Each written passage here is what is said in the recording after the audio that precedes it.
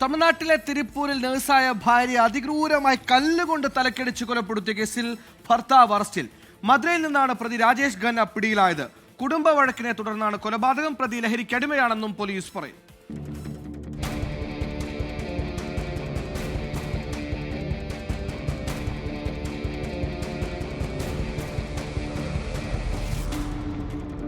ഇന്നലെ രാവിലെയാണ് തിരുപ്പൂർ കളക്ടറേറ്റിന് സമീപം തകർന്ന കെട്ടിടത്തിൽ ചിത്രയെ കൊല്ലപ്പെട്ട നിലയിൽ കണ്ടെത്തിയത്.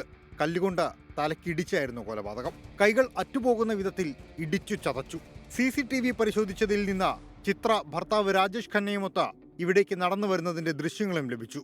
പിന്നീട് നടത്തിയ അന്വേഷണത്തിൽ ഇരുവരും തമ്മിൽ കുടുംബ തർക്കം പതിവായിരുന്നു എന്ന് കണ്ടെത്തി. പിന്നാലെ രാജേഷിന്റെ ഫോൺ ടവർ ലൊക്കേഷൻ നോക്കിയതിൽ നിന്ന് ഇയാൾ മധുരയിൽ ഉണ്ട് എന്നും പോലീസിന് സൂചന ലഭിച്ചു.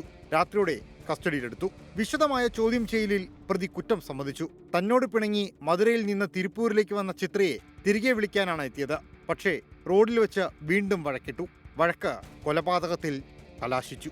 പ്രതി ലഹരിക്കടിമയാണ് എന്ന് പോലീസ് പറയുന്നു. കൊലയ്ക്ക് ശേഷം ചിത്രയുടെ മാതാവിനെ കണ്ട രാജേഷ് തങ്ങൾ ഒരുമിച്ച് ബന്ധുവിന്റെ വീട്ടിൽ പോകുകയാണ് എന്നറിയിച്ച് മധുരയിലേക്ക് കടന്നു കളയുകയായിരുന്നു. ഇവർക്ക് 2 മക്കളുമുണ്ട്. 20 ദിവസം മുമ്പാണ് ചിത്ര തിരുപ്പൂരിലെ ഡെന്റൽ ആശുപത്രിയിൽ നഴ്സായി ജോലിക്ക് കയറിയത്. 24 ചെന്നൈ.